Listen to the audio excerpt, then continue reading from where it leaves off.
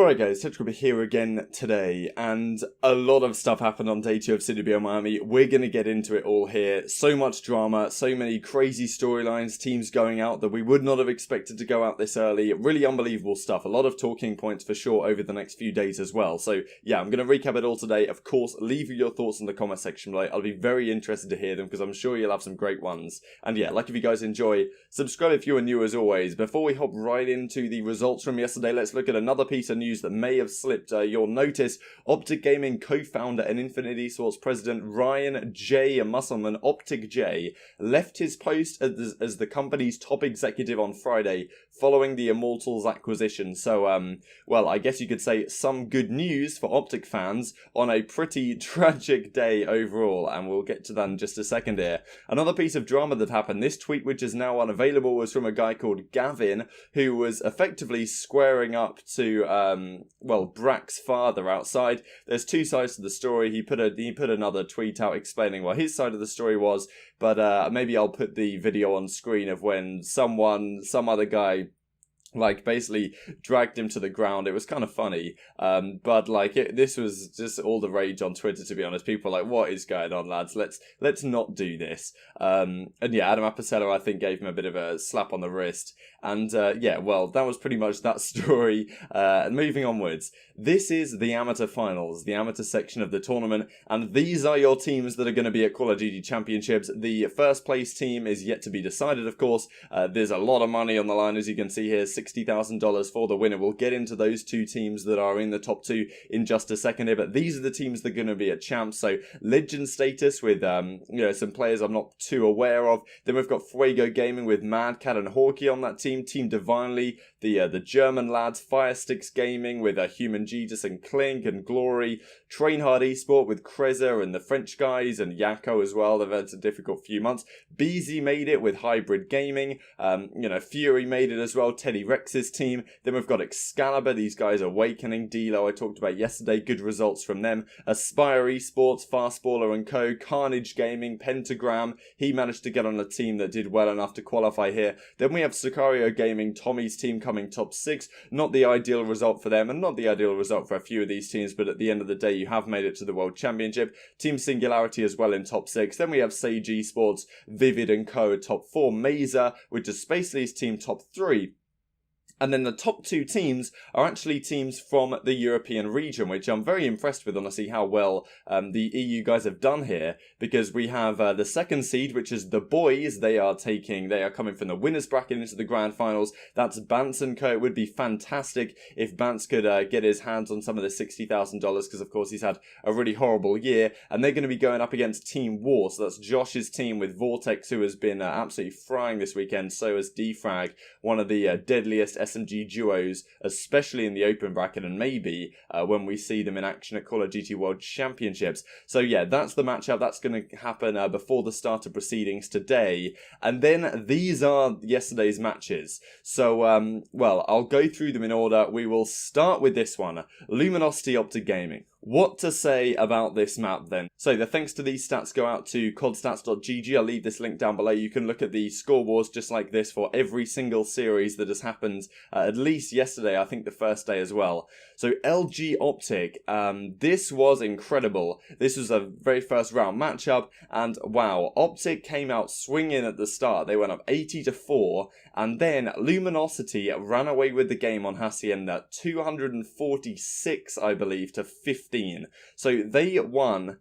I've never seen anything like that. Like, the scoreboard doesn't tell the entire story here. OpTic literally got 0 points effectively for like 2 entire rotations, and it was just unbelievable. Luminosity just completely destroyed them. The search and destroy after that demoralizing map 1 was just so comfortable for Luminosity, and then at the end OpTic did turn it around a little bit in the control. They were nearly there, but Luminosity closed it out into a 3-0 fashion. So not what I expected as a series. I thought it would go the distance to Game 5, but OpTic looked honestly pretty woeful. Very lost with their new role switch. You know, Karma on the main assault rifle not having the best performances, neither did really anyone on the squad.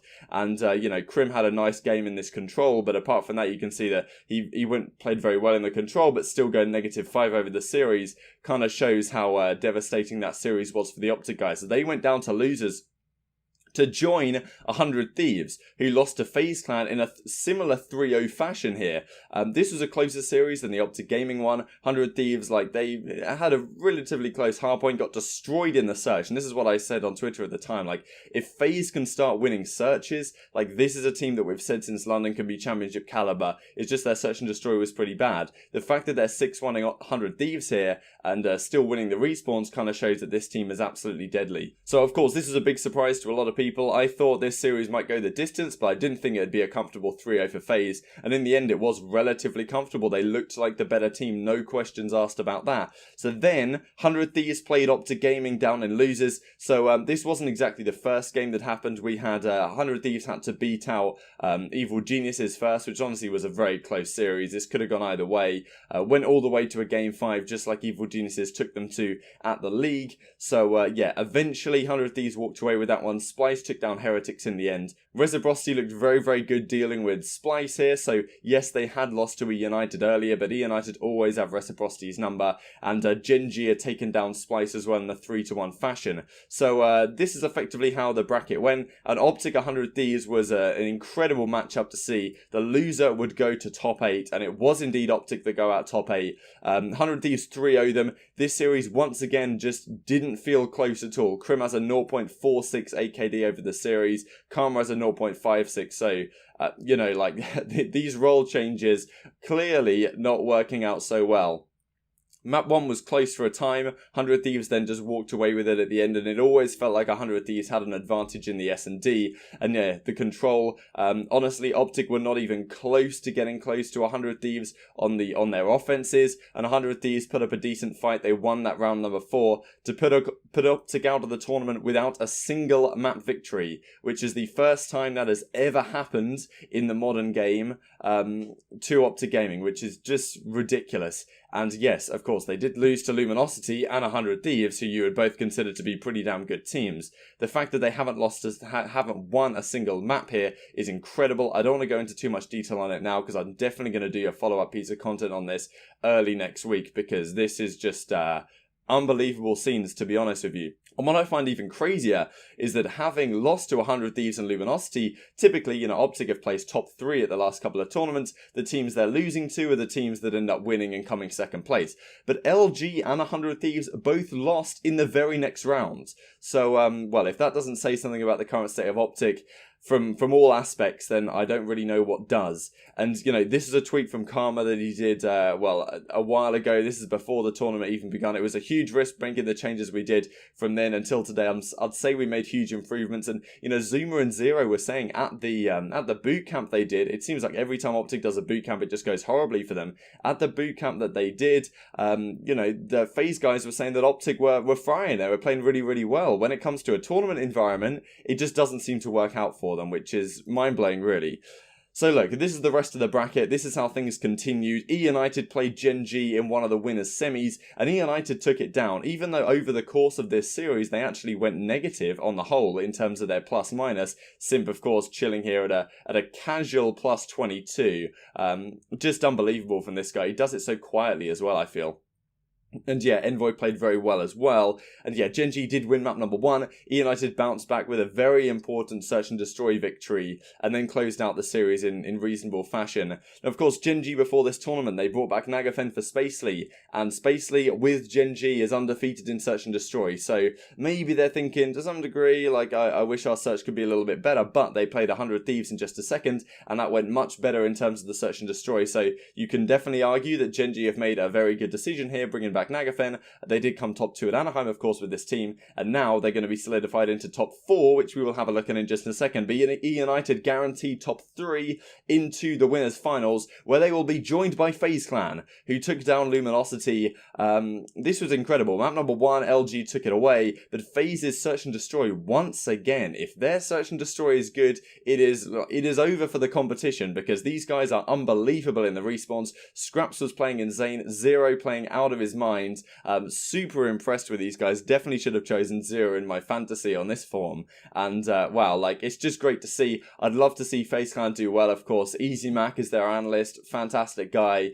Seems to have honestly made a pretty damn important difference to them. I know that he puts an absolute shift into helping these guys out and watching VODs and all of this stuff. And, you know, crafting their vetoes. And Easy Mac tweeted before this, he was like, oh, you know, the vetoes LG have done us nice. And it seems to work out that way as well, because they win 3-1. It was close at a time, but yeah, FaZe comfortable in the end. 3-1 victory over Luminosity, and they will move on to play E United in the winners finals. One more match to look at here then, or actually a couple more matches to look at. This was down in losers, and LG got eliminated from the tournament by Reciprocity in one of the most unbelievable fashions you will see. Map number 1 was pretty comfortable for Rec, then LG turned it around, won the next 2. Kind of what you expect from a team with so much talent like Luminosity, and Slacked also played out of his mind this weekend. Then, map number 4, LG, you know, went up big. They were up 200 to like 120 or something like that. Reciprocity seemed to have run out of steam. Dylan was sitting around here, like, you know, look at this, 13 and 22 for Dylan, you know, 134 to 200, so really not looking great for Reciprocity. Can they possibly bring it back? And guess what they do? Dylan just went off. Look at this stat line. He went from 13 in 22 to 38 in 24. He had 50 EKIA over the map. He got 3 sets of streaks. One of the most unbelievable things that I've watched. I went to sleep early last night, so I watched the replay this morning, and what was going on there? Dylan just does not miss, and he single-handedly turned it around for them, won that map number 4. And then going into Game 5, Dylan had a reasonable map as well, but Zed aced the final round with the Lightning Strike and the Cluster Grenade, even though he died in the process, to take the map 6-3, and LG would absolutely just be feeling shocked the way they lost that map number 4, and Reciprocity move on to a top 4 placing. The final match then, 100 Thieves also eliminated from the tournament by Gen.G. They take map number 1 comfortably, but here it is, Gen.G Search and Destroy really showing up big time here, and yeah, a good decision, I think, from 100 Thieves to ban out Gridlock Search and Destroy. As you can see at the bottom, they didn't play that one because that tends to be very, very good for Gen.G. But they did win the Search and Destroys. Both of them, 100 Thieves won both the hard points. And yeah, revenge from Gen.G for the grand finals in Anaheim. Certainly well deserved. And 100 Thieves go out top 6. OpTic go out top 8.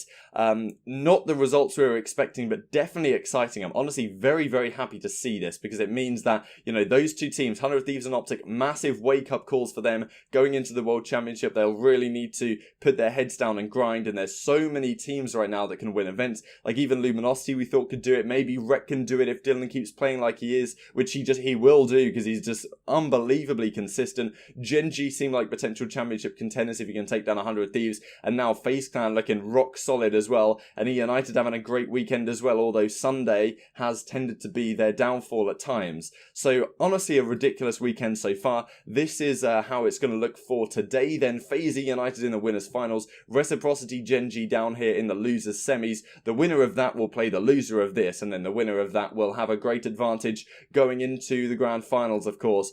So this is the schedule for today. So this is a Pacific Standard Time, so I made it like this. Reciprocity Gen.G kicks off at 10 AM Pacific, 1 PM Eastern Time, 6 PM where I am. You guys can work it out where you are elsewhere in the world. So the same time as yesterday, effectively. And this is the prize pool, just to have a look at it. The other 4 teams remaining, so FaZe, E United are guaranteed a top 3 placing somewhere, and this, yes, Reciprocity and Gen.G are guaranteed at least top 4, so they'll be pocketing a fair bit of money right here. So these are the results, very surprising ones on the whole, and yeah, who do you guys think is going to walk away with the $500,000? Right now, my money is probably on FaZe. And I would love to see it. So yeah, I hope you guys enjoyed the video. Like if you did, subscribe if you are new as always. Thank you guys so much for watching as always, and I will see you next time.